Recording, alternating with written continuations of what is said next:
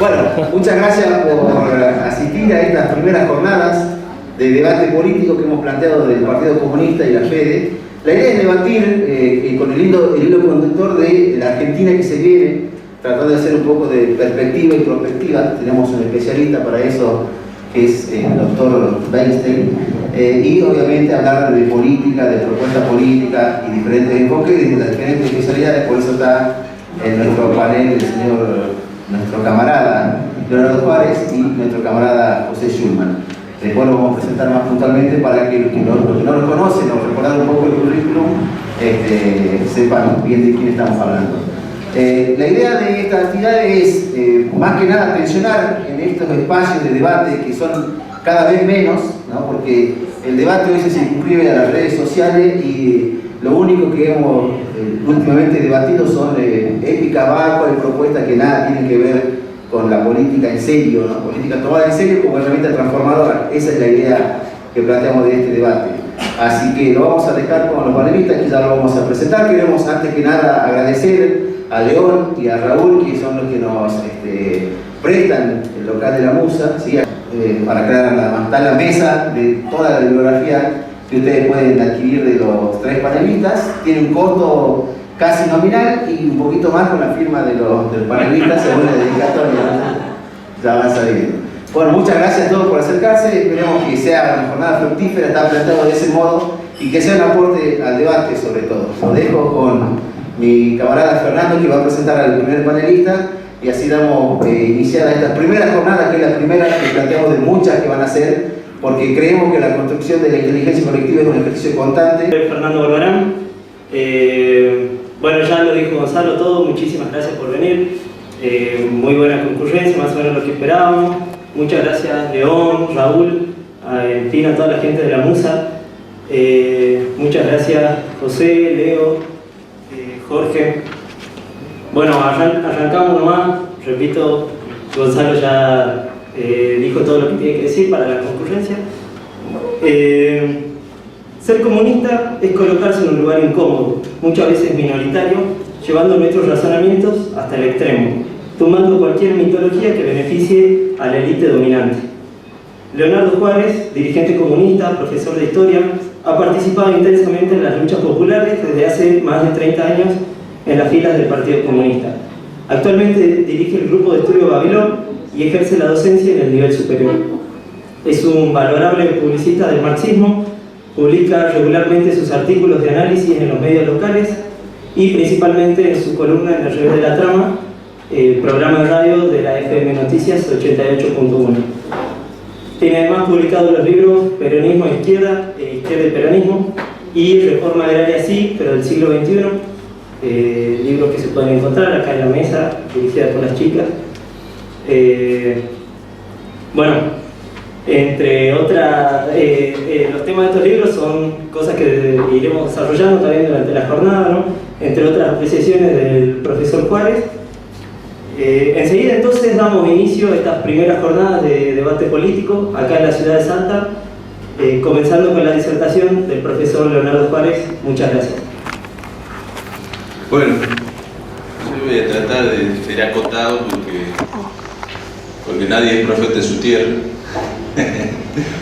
Y bueno, ¿no? Aprovechando la venida acá de los dos compañeros y podamos tener la posibilidad de hacer un intercambio de opiniones en relación a la situación actual. Yo empezaría diciendo, como decía Ernest Hemingway en ¿Por quién doblan las campanas?, que si uno de lo que más aprende son de los errores, yo quiero hablar desde la autoridad política que da el fracaso. Es decir, nosotros, los comunistas, la izquierda argentina, en todas sus variantes, hemos fracasado en la posibilidad de construir una alternativa política de carácter anticapitalista y, por supuesto, socialista y comunista. Ninguna de las fracciones de la izquierda, de sus distintos nombres y membresías, ha sido capaz de parar al argentino en una alternativa anticapitalista, y estamos parados en un cuello de botella. No solamente en un cuello de botella, sino me da la impresión a mí que uno viaja por muchos lugares, habla con muchos compañeros de distintos sectores del campo popular, fundamentalmente comunista, que es el partido al que yo pertenezco, hay una crisis de sentido. ¿Sí? ¿Cuál es el sentido de la militancia para un partido que ya cumple casi 100 años, si su razón de ser hoy se encuentra estar subordinado a un proyecto de la burguesía, ¿no? Que es el peronismo? Entonces, estas son las cuestiones que vamos a intentar pensar, reflexionar y charlar. Entonces yo, para ser breve y después los compañeros puedan intervenir, yo quiero opinar sobre 3 cuestiones básicas que están en el eje de las discusiones de estos años, que atravesaron a nuestro partido, pero que también se encuentran en otras fuerzas políticas. Una es el tan mentado cambio de época. Segundo, el carácter del capitalismo argentino actual. Y tercero, la crisis de alternativa. Brevemente yo voy a abordar esos temas, después hablarán los compañeros y sí vamos a tener tiempo para hacer un intercambio. Quiero decir 2 o 3 cosas antes de empezar. Primero, que nos resultó difícil armar esta charla porque es más fácil cambiarle la agenda a los compañeros que conseguir salón. Por eso le agradecemos mucho al compañero, porque está copado por los evangelistas, por la fiesta, en fin, era difícil hacer esta charla. Y en segundo lugar, que esta se llama primera jornada de debate político, porque estamos pensando una segunda, una tercera, una cuarta, y ya hay un compromiso para el año que viene de parte de Jorge y de José. Jorge, que pertenece al movimiento continental bolivariano, donde están todos los subversivos de América Latina, la FARC, el Partido Comunista Venezolano, otros grupos, de hacer una segunda jornada política, que puede ser en Jujuy, acá vemos muchos compañeros de Jujuy, podrá ser en Catamarca, puede ser, están dispuestos los compañeros que hagamos, en la idea de ir reflexionando en este sentido, no en un sentido anticapitalista y revolucionario, la crisis del capitalismo y de la izquierda en América Latina y en el mundo. Así que eso es bueno señalarlo como un compromiso, que nosotros pensamos darle continuidad a esta actividad en otro lugar, en otra provincia, en Buenos Aires, en Córdoba, donde haya compañeros dispuestos a sostener un debate de esta característica. Nosotros nos comprometemos a dar el debate. Y quería señalar también, bueno, que Jorge aparte es dirigente del movimiento continental bolivariano y es profesor emérito de la Universidad de La Plata, y José, lo conocemos, es secretario de la Liga Argentina por los Derechos del Hombre. Le acaban de dar un premio el Estado palestino por la solidaridad de él y de la Liga, o sea que es muy importante, porque salió que le dieron a Cristina solamente. En el diario de los comunistas salió que le dieron a Cristina y no salió que le dieron a un comunista el premio. A 2, Carlos Zamorano, y también le dieron una mención Germán Abdala, de la Asociación de Trabajadores del Estado, es bueno reconocer. Bueno, entonces yo digo que hay una... Mark Bloch decía que los milagros no necesitan probarse, hace falta que alguien crea para que los milagros existan. Y en la política pasa como la propaganda, como en la teología, no necesita probarse, ¿no? Dios existe porque hay quien cree que Dios existe. No es que lo hizo imagen y semejanza, sino que la gente construye en su cabeza un Dios a su imagen y semejanza. Y por lo tanto, lo que ha pasado ahora, que nosotros llamamos como una especie de épica vacía, una épica vacua, es que han hecho aquello que dice el dicho popular de que el arte de la gallina no es poner el huevo, sino cacarearlo. ¿Y qué es lo que cacarearon? Cacarearon la idea de un cambio de época. Ustedes se recuerdan que Correa, el presidente ecuatoriano, decía: no estamos en una época de cambio, sino un cambio de época.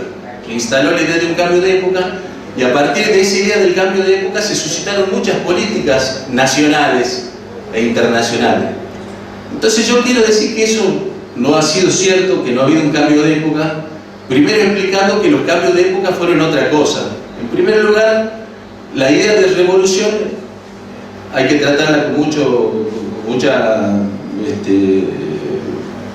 precisión, porque en la historia de la humanidad ha habido pocas revoluciones. Uno podría decir, en el 5000 a.C., la agricultura fue una gran revolución, la revolución industrial fue una gran revolución porque modificó la vida de la humanidad. La agricultura hizo que se pase de la transhumancia estacional a las poblaciones, y después vinieron los estados, y la revolución industrial copó el globo en 100 años. Después existió la revolución francesa y existió la revolución rusa, por ejemplo, que yo sí creo que fueron cambios de época. La combinación de revolución francesa más revolución rusa provocó un cambio de época, que fueron los procesos de liberación hispanoamericana, ¿no? O sea, lo que se conoce como, algunos le llaman primera independencia, no vamos a entrar en un debate historiográfico. Quiero decir que los procesos denominados de liberación latinoamericanos, la primera independencia fue producto del cambio del mundo y de la revolución industrial inglesa y la revolución francesa. La revolución rusa yo entiendo que fue un cambio de época porque no se pueden pensar los procesos de independencia de Asia y África sin la revolución rusa. No se puede pensar Vietnam, no se puede pensar Corea, la guerra de Corea en el 52, no se puede pensar la revolución cubana, la nicaragüense, los procesos salvadoreños, sin todavía la existencia del bloque del Este. O sea, hubo un cambio de época porque perduró en el tiempo. Pero si era un cambio de época en gobiernos que tienen dificultades para sostenerse, Venezuela, en donde hay un proceso de polarización sociopolítica y la gente va a pelear, pero tiene serias dificultades porque se convirtieron solamente en se convirtieron en lo que siempre fueron, lo que quiere decir que no hubo una modificación. Bajó el precio del petróleo y antes lo que compraban con un barril de petróleo a $90 lo tienen que comprar con un barril a $40, compran menos, no producen alimentos, tienen una gran relación de intercambio con Estados Unidos, ellos le venden el 12% de su producto vinculado al petróleo y le compran casi el 80% de su comida. Y el commodity comida es más caro que el petróleo, digamos, ahí no se rompió esa lógica, eso es lo que quiero decir. Y Ecuador, que no solamente no tiene soberanía desde el punto de vista que su patrón es el dólar y por lo tanto ellos no determinan su política monetaria, sino que también como son economías que dependen básicamente de la exportación del petróleo y la caída de los productos petroleros les genera dificultades, ¿no es cierto? Y el gobierno argentino, que depende de su ingreso de divisas fundamentalmente de la exportación de agroalimentos, pero que no maneja el negocio de los agroalimentos, porque el negocio de los agroalimentos lo maneja Cargill Continental de Cal, y porque está privatizada la hidrovía por donde salen los productos alimentarios, por lo tanto, ¿y quiénes son Cargill Continental? Yo quiero hacer esta paradoja porque esta parajoda, porque acá se habla mucho de antiimperialismo y lo que manejan lo fundamental de los ingresos de la divisa en la Argentina son de empresas norteamericanas, Cargill Continental de Cal. ¿Y quiénes manejan el negocio alimentario en Brasil, que es el segundo productor de alimentos del mundo? Cargill Continental de Cal. Son norteamericanos. Ustedes fíjense, nosotros planteamos hace mucho tiempo, fuimos a hablar con el gobierno, hay que armar el banco alimentario del Banco del Sur, pero ¿qué pasa? Si fuéramos antiimperialistas y la épica no fuera vacía, fuera una épica real, ¿por qué Argentina no intercambia alimentos por energía con Venezuela, por ejemplo? Nunca nos pusimos a pensar. ¿Por qué si Argentina, que es un exportador de energía y necesita energía, porque compra energía, porque tiene déficit energético, cómo no le compra a Venezuela que necesita comida y le tiene?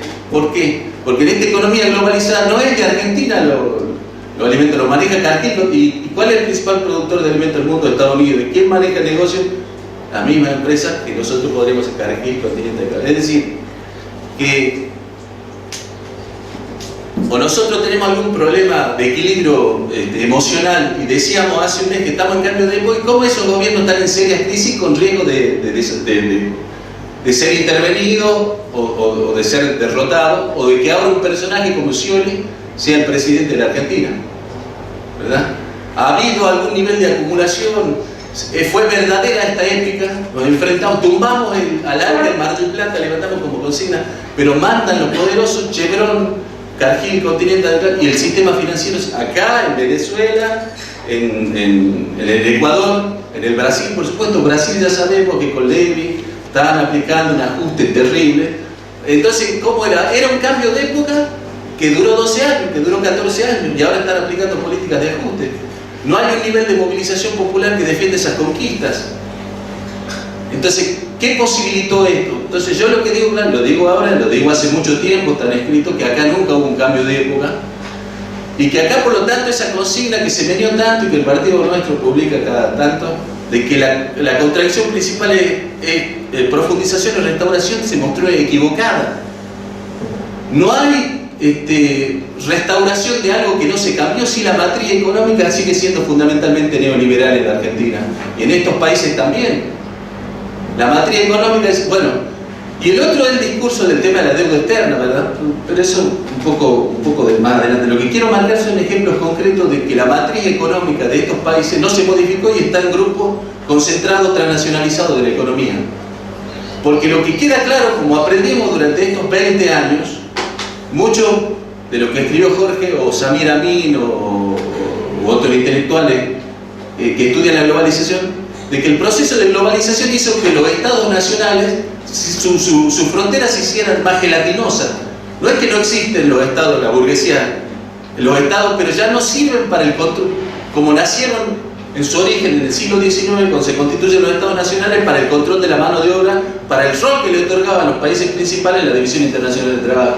Hoy tienen otros roles y por lo tanto no dependen. Las burguesías nacionales son burguesías lúmpenes, son burguesías vasallas, colonializadas, que participan de los negocios, de las comisiones que le determinan las multinacionales, los grupos concentrados en la economía, que son los que le siguen dando el rol a cada país que están sustentados. Entonces, no hay posibilidad de profundización o de restauración. Esa dicotomía es equivocada, porque restaurar sería que acá hubiera habido un cambio de matriz, y no hubo un cambio de matriz. Por eso nos encontramos con los problemas que nos encontramos en toda América Latina y en la Argentina específicamente, ¿no? Entonces, lo que me parece a mí, cuando uno dice que esto no es cierto, que no hubo un cambio de época, que no hubo un cambio de signo, que no hubo un cambio de era, como decía el comandante Chávez, ¿no? Como decía Correa, un cambio de era, como un cambio de era que no duró.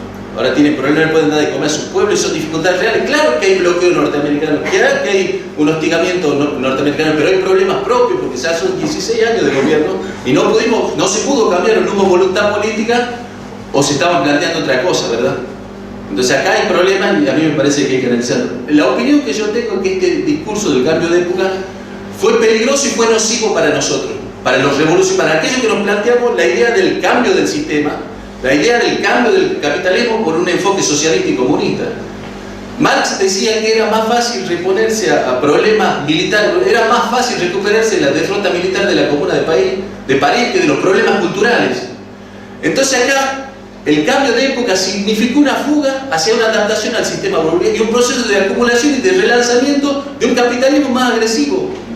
Porque estas medidas de corte timorato, si vos querés, pero que facilitaron y mejoraron un poco las condiciones de vida de la sociedad, ahora los grupos más concentrados dicen, usted ahora vamos, por más que usted ahora lo vamos a cagar a palo, ahora ni siquiera asignación universal, ahora ni siquiera derecho humano, o sea, la aresta menos agresiva que el kirchnerismo, por ejemplo, impulsó en la Argentina, ahora a los tipos les duele, ahora nos van a recontra cagar y nosotros no supimos construir la alternativa. Porque nosotros batimos el parche del cambio de época, sí, estamos en un cambio de era y vamos para adelante, parece que era una ola que no... Un rasgo de positivismo parecido al de la generación del 80. La idea de paz y progreso, donde yo tenía una idea de que eso no se terminaba más. Y esta idea del cambio de época también parece que instalaba que no había una vuelta atrás. Que no había una vuelta atrás. Y en realidad yo creo que fue un proceso de toma de fuerza para lo que viene ahora. Para lo que viene ahora.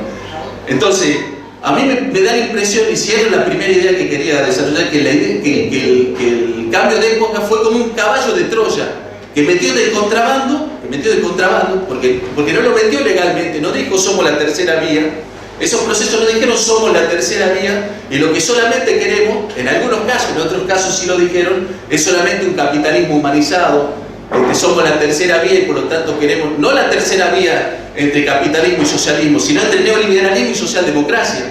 No es que era una tercera vía entre capitalismo y socialismo, sino una tercera vía entre socialdemocracia y neoliberalismo. Y acá fracasó el neoliberalismo de los 90, pero también fracasó la socialdemocracia y Europa es un hecho concreto. Por lo tanto, lo que nosotros venimos a plantear acá, por eso somos malos, aunque no parezcamos, es que la salida es anticapitalista.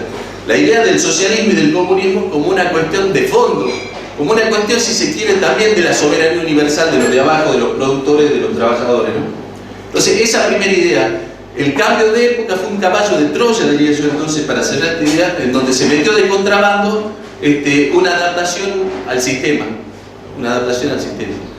Y de hecho, no tiene perspectiva incluso el voto al Parlamento, al Parlasur y todas esas cuestiones son de pacotilla y son de mentira, porque el Mercosur, con la nueva situación económica, no tiene perspectiva. No tuvo perspectiva. Yo les planteo un solo ejemplo y se los planteo. ¿Por qué? Si Venezuela necesita comida y Argentina es productor de comida, ¿por qué no le vendió comida? Y ellos le vendían energía. Porque no depende de ellos, porque no le pertenece. ¿Se dan cuenta? Y así en otras muchas cosas. ¿Por qué no se aprobó la ley de servicios financieros? ¿Por qué no se armó un banco de sur y crearon un mercado de capitales? Porque ya incluso son cosas que no dependen de ellos. Eso es entender el capitalismo cómo funciona. Marx dice que el hombre actúa con una voluntad consciente pero en condiciones determinadas. ¿Qué quiere decir? Aunque parezca una tautología, un pleonasmo, como le digo a mi hija, que quiere decir una obviedad. Parezca una obviedad. Si no hay condiciones desarrolladas, es como pensar que en el feudalismo alguien hubiera pensado un viaje transatlántico en aviones si no había desarrollo de motores. Apelaban al pensamiento mágico y volaban en la alfombra mágica, ¿verdad? Eso es lo que aparece. Y acá hay mucho de pensamiento mágico. Hay mucho pensamiento, se quieren encontrar soluciones, no yendo, porque es más difícil hablar de clase, de burguesía, de capitalismo, de obrero.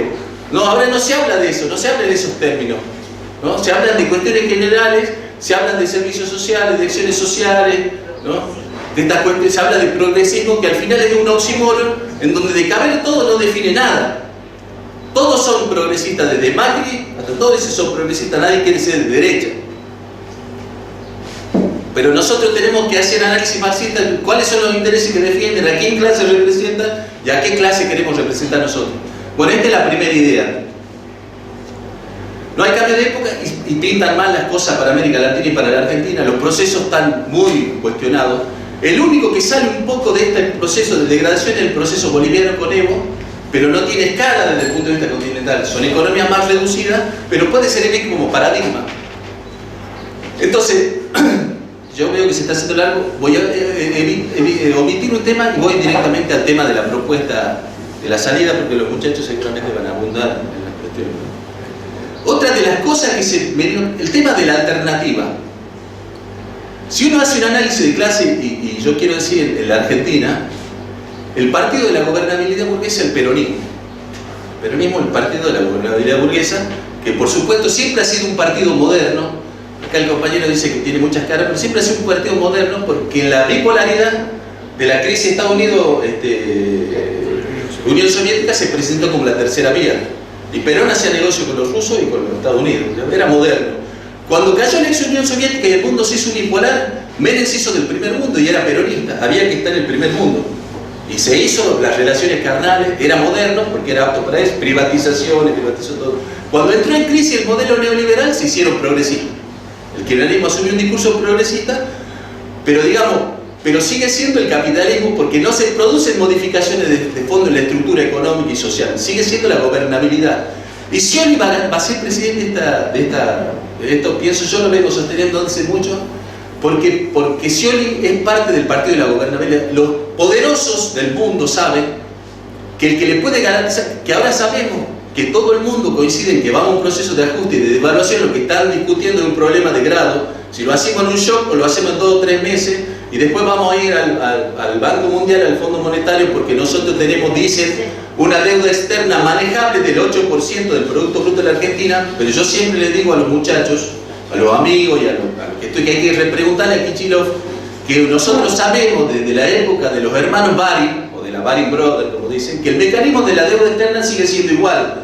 El Estado Nacional pide préstamos, se los presta a los privados quiebran y el Estado Nacional se hace cargo de la deuda. No importa si es el 8% del PBI, porque usted, ¿quién piensa que va a pagar los intereses de la deuda externa? ¿Los que tienen mayor participación en el PBI o los que tienen menor participación? Los que tenemos menor participación, la deuda externa la vamos a pagar nosotros. Entonces, ¿qué importa? ¿Usted cree que los CEOs de Cargill, de Chevron, de Texaco, de Halliburton van a pagar la deuda externa? No la van a pagar, la vamos a pagar nosotros. Y la deuda ha ido creciendo en términos nominales. Pagamos 190 mil millones de dólares y debemos 240 mil. Así que no nos dejemos chamullar con el tema del manejo de las... Sí es manejable para que se endeuden de manera externa, como dicen todos los asesores económicos, no solamente de Macri, de Massa, sino como bien se dice acá, Miguel Bain y Blecher, que no son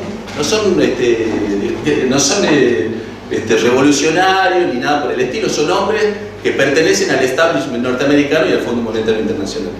Entonces ahí hay una cuestión interesante que nosotros tenemos que analizar. Es decir, ¿por qué los poderosos que aprendieron mucho de la crisis del 2001 le van a dar a Macri para que sea presidente si Macri tendría que negociar con todos los gobernadores peronistas que tienen poder territorial para poder aplicar un ajuste? ¿Y cuánto podría durar el gobierno? No, lo va a hacer Scioli.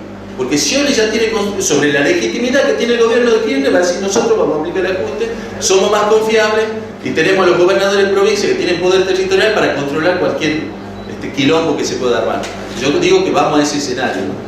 vamos a ese escenario y desde esa perspectiva me parece a mí que nosotros, yo digo los comunistas, pero le pasa a la izquierda trotskista, que la izquierda trotskista es como dice, como diría el general Perón, una izquierda con olor a bosta, porque no tiene olor en realidad, no sirve para lo que viene. Una izquierda reformista, de tinte laboralista, que no sirve, consignista, economicista, diría Lenin, que no sirve para enfrentar lo que viene, que es un terrible ajuste, pero hay una vacante de la izquierda revolucionaria en la Argentina, que no somos nosotros tampoco. Y yo diría que ahí hay que acudir a cuál fue el error fundamental del que nosotros padecimos, digamos, y seguimos padeciendo. Acá se habla del tema de la autonomía. La autonomía, bueno, vos que sos profesor de Historia Universal también, es una idea de la Ilustración francesa, la autonomía, la universalidad del hombre, ¿no? Y la autonomía tiene que ver con una cuestión de la posibilidad de ejercerlo y de la autonomía también de la ideológica, porque era salir del corsé de la iglesia, del dogmatismo, ¿no? Esa era la idea de esos muchachos, y después la posibilidad de ejercerlo. Entonces yo pienso que si uno caracteriza mal, porque ya no se habla de superestructura, de sujeto de la revolución, viejos, nosotros somos ortodoxos y nostálgicos, y está bien y somos ortodoxos, como dice George Lukács, en el método. Nosotros seguimos pensando que el mundo se divide en clases sociales, y están los burgueses por un lado y están los obreros por otro lado, y así analizamos la realidad. Entonces, si el peronismo es un proyecto de la burguesía, ¿no es cierto? El partido de la gobernabilidad burguesa, ¿por qué pensamos nosotros que puede representar los intereses de los trabajadores? No digo yo que los trabajadores no lo voten, lo votan y todas esas cuestiones, y el partido mayoritario, pero hacen un silogismo, me votan y representan los intereses que me votan. No funciona así. Entonces, el Partido Comunista, para hablar en nombre propio, porque yo también soy dirigente del Partido Comunista, quiero decir, acá están filmando y por ahí sale, también soy miembro de la Comisión Política y del Comité Central, aunque sea minoría, ¿no es cierto? Dice, nosotros reclamamos autonomía ante el gobierno kirchnerista, ¿no es cierto? Y fíjense ustedes que yo le hago una comparación con el gobierno de Evo. El gobierno de Evo, que se reconoce un partido, un movimiento, en donde el movimiento popular, la CSUCB, los mineros, el movimiento indígena, son anterior a Evo, tienen autonomía. No reclaman independencia política de clase porque parece que el Evo los representa, pero sí reclaman autonomía para construir una relación dialéctica, un ida y vuelta, digamos, un reconocimiento entre el objeto y el sujeto, dirían los filósofos, y para que los tipos sean democráticos, para que no pase la experiencia de esa Unión Soviética en donde los tipos decían, los que gobernaban el Estado decía tal cosa y los de abajo tenían que decir que sí. Acá no discuten, reclaman autonomía y está muy bien, pero nosotros si decimos que el peronismo es un proyecto de la burguesía, no tenemos que reclamar autonomía. Nosotros tenemos que pararnos de la independencia política de clase, porque nosotros queremos representar a otra clase, no a lo que ellos representan. Y desde esa independencia política de clase uno puede tener política de unidad, porque estamos de acuerdo con el kirchnerismo en el tema de los derechos humanos, estamos de acuerdo en la asignación. Podríamos decirle, muchachos, en el tema de los trenes hay que ir más a fondo, en el tema de YPF hay que ir más a fondo, porque YPF es una sociedad anónima, ya no es yacimientos petrolíferos fiscales. En el tema de la deuda externa no estamos de acuerdo, ¿no es cierto? En otras muchas cosas no estamos de acuerdo con Scioli, no estamos de acuerdo con la policía de la provincia de Buenos Aires, no estamos de acuerdo con que se haya concentrado la política económica en las transnacionales norteamericanas, no estamos de acuerdo en que no se restatice el comercio internacional, el comercio exterior de grano y volvamos a una Junta Nacional de Grano que la privatizó Menem, ¿cierto? No estamos de acuerdo en que la hidrovía por donde salen los principales de la producción argentina esté en manos privadas, nosotros la tenemos querer control estatal. Bueno, ellos nos van a decir que no, decir, ¿por qué no ganan ustedes elecciones? Pero tener un perfil, porque este es el otro tema que yo quiero significar, una fuerza revolucionaria, una fuerza que se plantea acumular en términos revolucionarios, tiene que estar al margen o contra el Estado. Porque se puede crecer desde el Estado, y hay muchas experiencias. Barrio de Pie creció desde el Estado, la CCC creció desde el Estado, la Cámpara creció desde el Estado. Son fuerzas presupuestarias, pero son para otra cosa. Ellos no se proponen hacer revoluciones, no se proponen construir contrahegemonía, contracultura. Pero nosotros que nos proponemos producir una... ¿Se imagina qué autonomía, qué independencia de clase si yo hago una fuerza presupuestaria que depende del Estado y yo le digo, si yo no estoy de acuerdo, yo te corto el chorro? ¿Y te mete la autonomía dónde? ¿Se dan cuenta? No hay una dialéctica de ese tipo. Por lo tanto, a mí me parece que este es el camino. Que nosotros, que hay una crisis de sentido, hay una crisis de sentido de la propuesta revolucionaria, de significado, y este es un momento propicio porque se produjo un quiebre en el relato kirchnerista con este voto al manco del espanto, como dice el compañero. El manco del espanto ya no le cabe a todo el mundo, ni siquiera a muchos kirchneristas. ¿Cómo, muchachos? Tuvimos 12 años y lo único que conseguimos como proyecto es este, porque como bien acá se dice, y Urtubey lo dice mejor que nadie, porque él sabe cómo es la cosa, cuando pierda el poder Cristina, chao. Como decía Monzo, el que murió hace poquito, él decía, para un peronista lo peor no es la traición, lo peor es el llano. ¿Se dan cuenta? Lo peor es el llano, no la traición. Nadie vuelve al llano y todos van a ser sionistas de la primera hora. Como bien se decían acá, no, al estudio junto con Scioli van a aparecer todos los que lo criticaban. No, si yo estudiaba con Scioli, jugaba al fútbol con Scioli, y Cristina va a quedar con el perrito Simón, el que le regaló el comandante Chávez. Eso así funciona la política, así funciona el peronismo. Y quedará la vacante de que nosotros fuimos incapaces de construir la alternativa. Y si el escenario que viene es un escenario de ajuste, porque la economía está asentada en esa situación, es decir, todos los economistas plantean, porque ahora no hay superávit gemelo, en realidad hay déficit fiscal, hay un proceso recesivo, el modelo kirchnerista que estaba asentado en el tema automotriz y en el tema turismo genera sangría de divisas, no genera, porque nosotros no somos productores y no somos autopartistas, y ya no tenemos el ingreso de divisas porque cayeron los precios del commodity agroalimentario, entonces estamos en dificultades. Los muchachos se van a ir a los mercados internacionales, ellos te van a dictar la política, vamos a un ajuste, vamos a un proceso de quita de subsidios, de tarifas. Es el escenario que no lo digo yo, sino que lo dicen los principales economistas. Por lo tanto va a haber quilombo, la gente va a resistir. Y bueno, ¿y cómo resistimos si el movimiento obrero no tiene representación? Tiene 5 centrales sindicales que no los representan. Que no los representan, ¿se da cuenta? Porque estas fueron los caballos de Troya que te metieron con el discursito de que como que había un cambio de época en América Latina y en la Argentina, hay un cambio de época de esas cosas, y nosotros nos comimos los mocos y no nos preparamos, no nos organizamos, y ahora vamos a tener que enfrentar esta nueva situación en condiciones absolutamente desfavorables. Y ahí también vuelve a tener razón Marx, porque una derrota cultural, porque una derrota, si no, nosotros no construyamos, es viejo, es pasado de moda, el comunismo, el socialismo, es pasado de moda, estos son los modelos nacionalistas, populares, cosas que nosotros, bueno, por lo menos yo digo, está escrito, pero no pienso, no existe el nacionalismo popular en la Argentina, no existe la teología de la liberación, aunque hoy hay, cuando la política se hace cada vez más secular, algunos la quieran teologizar con el Papa Francisco, ¿verdad? Entonces, estas solamente son cosas que yo quería plantear como para abrir el debate de las dificultades que estamos viviendo en América Latina y en el mundo, por supuesto, producto de la crisis, ¿no? 2 o 3 cosas que quería plantear, y bueno, ahora le doy la palabra acá al camarada José Yul.